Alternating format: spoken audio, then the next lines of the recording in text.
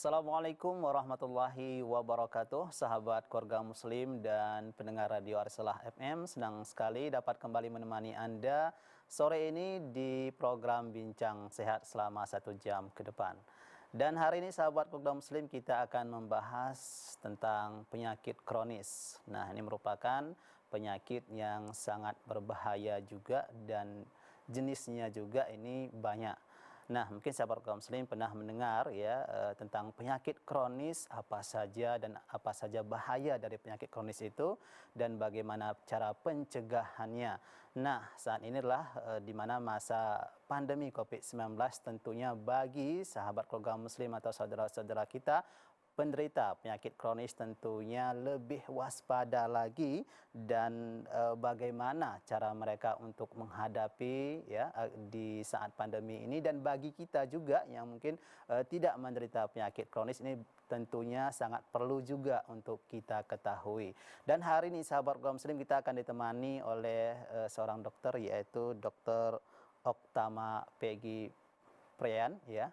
Peggy, nah, nanti kita akan berbincang-bincang dengan beliau. Kita akan tanyakan lebih banyak lagi, lebih dalam lagi mengenai penyakit kronis. Dan sahabat kaum muslim, langsung saja kita akan bagikan info sehat hari ini mengenai bagaimana menghadapi situasi pandemi COVID-19 bagi para penderita penyakit kronis.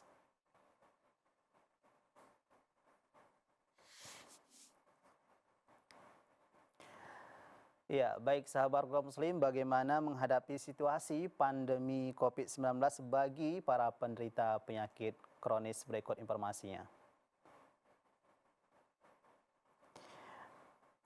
Ya, bagi penderita penyakit tertentu perlu sangat waspada di tengah wabah COVID-19 karena mereka lebih mudah terinfeksi virus corona dan mengalami gejala yang parah akibat COVID-19. Oleh karena itu, diperlukan tindakan pencegahan yang benar agar orang yang menderita kanker tidak sampai terinfeksi virus corona.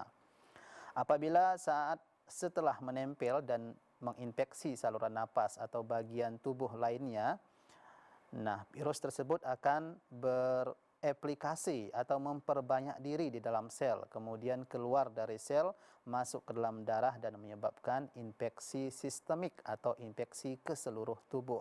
Secara agresif, virus dapat menginvasi seluruh organ vital seperti paru-paru, jantung, ginjal, liver, dan lain-lain. Dan pada sebagian pasien, kondisi diperburuk akibat disregulasi sistem kekebalan tubuh yang menyerang diri sendiri. Banyak dokter dan rumah sakit yang menyarankan agar sebaiknya bila tidak perlu sekali kita tidak usah ke dokter untuk jaga-jaga menghindari penularan COVID-19. Sebabnya baik dokter maupun sesama pasien harus hati-hati di dalam situasi rumah sakit yang mungkin saja kedatangan pasien yang tanpa dia sendiri mengetahui sudah terindikasi positif virus corona. Inilah yang disebut orang tanpa gejala atau OTG. Namun bagaimana dengan pasien-pasien yang memang rutin kontrol untuk mengetahui kondisi penyakit kronisnya, misalnya pasien penyakit kanker, jantung, diabetes, dan asam lambung.